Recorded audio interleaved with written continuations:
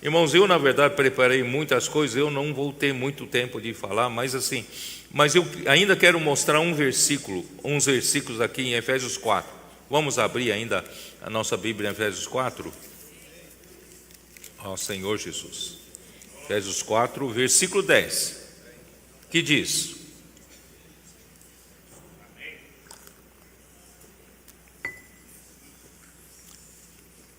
aquele que desceu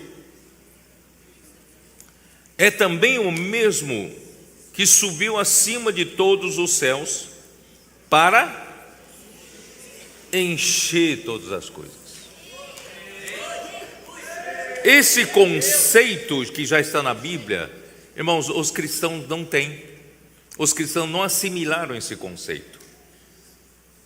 Cristo é a palavra, é o verbo que se fez carne, não foi? João capítulo 1, versículo 14. O versículo 1 diz assim: no princípio era o verbo, e o verbo estava com Deus, e o verbo era Deus. Ele estava no princípio com Deus, versículo 2. E versículo 14 diz o quê? E o verbo se fez carne, habitou entre nós, cheio de graça e de verdade, e vimos a sua glória, a glória como do unigênito do Pai. Então, o verbo, a palavra que estava com Deus e era Deus, um dia se tornou carne. Ele veio, né, no lugar, se tornou um homem, Jesus.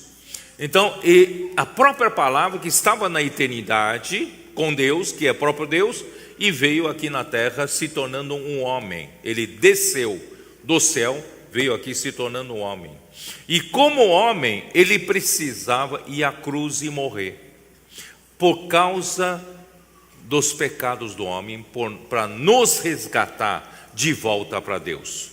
Quando o homem transgrediu contra a palavra de Deus em Gênesis 3, comendo o fruto da árvore do conhecimento do bem e do mal, que Deus disse para não comer, e aí o pecado entrou no mundo, e a morte entrou no mundo, e pelo pecado a morte entrou no mundo, e a morte passou para todos os homens, e todos pecaram e carecem da glória de Deus.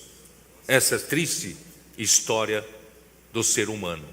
Mas graças a Deus, irmãos, Deus mandou seu Filho, que é a própria palavra. Olha a importância da palavra. A própria palavra se tornou um homem, veio entre nós, habitou entre nós. E não só isso, ele morreu na cruz. Para quê? Para redimir você dos seus pecados, para nos resgatar desse mundo controlado por Satanás. Ele quer formar, né, de nós, né, um povo dele, que é a sua igreja. Ele então, na ressurreição, ele, né, gerou a sua igreja. Eu ainda vou falar um pouco melhor sobre isso. E ele, só que antes da sua ressurreição, quando ele morreu na cruz, ele foi para onde? Versículo 9. Ora, que quer dizer subiu, senão que também havia descido até as regiões inferiores da terra. Quando ele morreu, ele foi para o Hades. Ele desceu às regiões inferiores da terra. Aí Deus o tirou de lá, Deus o ressuscitou. E Deus o ressuscitou, irmão, não só o ressuscitou, Deus o fez subir até a sua destra. E colocou Cristo acima de todos os domínios, todo o principado, toda a potestade, todo o poder, e deu-lhe toda a autoridade sobre o céu e a terra. Onde está onde são esses versículos? Né? Efésios 1, versículo 19. E qual a suprema grandeza do seu poder para com os que cremos, segundo a eficácia da força do seu poder, o qual exerceu ele em Cristo, ressuscitando-o dentre os mortos e fazendo-o sentar à sua direita nos lugares celestiais.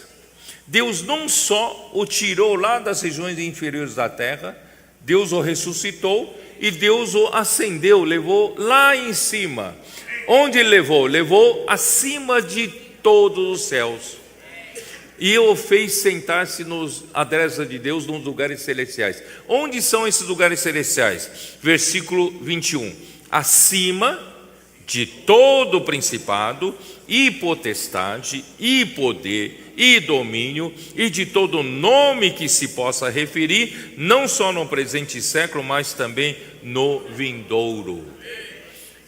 Cristo morreu por nós, foi até o Hades. Sabe o que ele fez?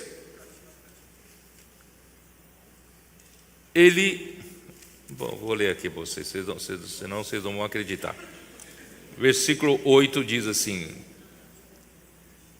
por isso diz, quando ele subiu às alturas, levou cativo o cativeiro e concedeu dons aos homens. Não sei se você entendeu ou não entendeu nada, né?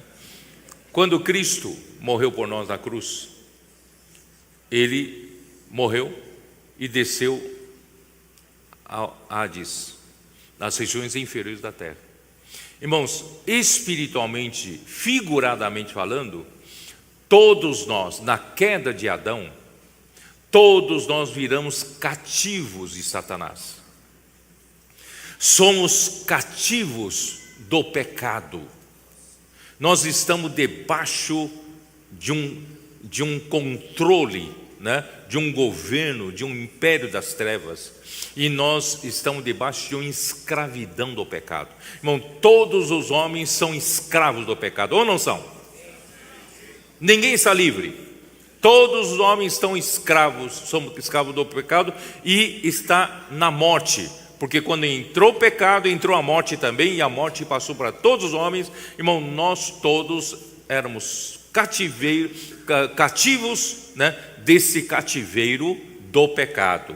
Mas graças a Deus, Cristo, quando desceu às regiões inferiores da terra, ele nos tirou desse cativeiro e nos levou lá para as regiões celestiais, tá? E ele concedeu dons aos homens. Não é isso que ele fala? Quando ele subiu às alturas, levou o cativo o cativeiro e concedeu dons aos homens. O que ele fez? Irmão, na verdade, quando Cristo foi crucificado, ele venceu todas as coisas na cruz. Sabia disso? Ele venceu sobre o pecado, ele venceu sobre os pecados cometidos, que ele tem a autoridade para perdoar. Ele venceu o ego, o seu eu, né? Ele venceu o mundo, ele venceu o próprio diabo, ele venceu o nosso velho homem, não é isso? Então Cristo obteve a grande vitória. Então ele tem essa capacidade de ir para as regiões inferiores da terra, tirar-nos dessa escravidão, e ele nos levou lá para cima. Você vai dizer, peraí, você está inventando isso, tá bom? Então dá uma olhada em Efésios 2. Efésios 2, versículos 5 e 6. Estando nós mortos em nossos delitos, nos deu vida juntamente com Cristo, pela graça sois salvos. Presta atenção no versículo 6. E juntamente com Ele nos ressuscitou e nos fez assentar nos lugares celestiais em Cristo Jesus. Ele levou às alturas você ou não levou? E quando ele levou você às alturas, porque ele já libertou você do cativeiro.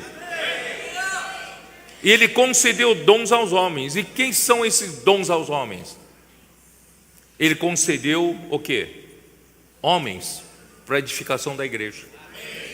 Isso está em Efésios capítulo 4, versículo 11, e ele mesmo concedeu uns para apóstolos, outros para profetas, outros para evangelistas e outros para pastores e mestres. Isso aqui são os dons, são os homens que ele libertou e agora ele concedeu dons para a igreja, tá?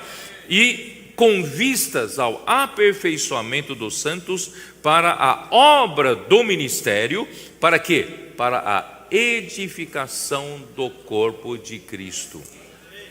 Então, a edificação no corpo de Cristo deve acontecer hoje. É sinônimo de quê? A edificação da igreja, irmãos, é sinônimo de versículo 10. Vou ler de novo o versículo 10. Aquele que desceu e também o mesmo que subiu acima de todo o céu para encher todas as coisas. Irmãos, enquanto Cristo enche todas as coisas, nós estamos sendo edificados. É demais para vocês entenderem isso? Acho que estou falando coisa muito difícil de entender, né? Mas é assim que Deus trabalha. É assim que Deus trabalha, né? Ó Senhor Jesus. Vamos lá, deixa eu ver como é que eu posso. Aí o versículo 13, né? Até que todos cheguemos à unidade da fé e do pleno conhecimento do Filho de Deus, à perfeita varonilidade, à medida da estatura da plenitude de Cristo. O que é plenitude de Cristo? É quando chegar na medida em que o corpo de Cristo foi totalmente enchido. Quando o corpo de Cristo é totalmente enchido, nós nos tornamos a plenitude de Cristo. Estou certo ou não? Por isso, irmãos, o nosso trabalho hoje é que deixar Cristo nos encher através de quê? Palavra, imersão, inculcar a palavra, falando entre nós, repetindo, não é isso? Irmãos, esse é o trabalho que está acontecendo. Aí o versículo 14, irmãos, é um alerta, para que não mais sejamos como meninos. Os meninos gostam de ouvir pregações bonitas, essa doutrina, aquela doutrina. Irmãos, Deus não quer dar essas doutrinas. Deus quer dar a palavra de Cristo. Deus quer nos encher com o próprio Cristo através da palavra de Cristo. Então, para que não mais sejamos meninos agitados de um lado para outro e levados ao redor por todo o vento de doutrina. Cisca um pouco aqui, cisca um pouco ali. Parece aqueles pintinhos que querem ciscar tudo, não é isso? E gosto dessa palavra, eu gosto daquele grupo, eu gosto. Irmãos, não sejam esses meninos agitados de um lado ou para o outro. Por quê? Porque você está vulnerável, né? Vulnerável a quê? A artimanha dos homens que pela astúcia induzem outros ao erro. Irmão, não vai atrás de muitas doutrinas. Irmão, nós queremos receber a palavra de Cristo. E para quê, irmãos? Para que Cristo venha encher-nos. E esse encher de Cristo vai nos levar a plenitude de Cristo. Como vou fazer isso? Mas seguindo a verdade em amor.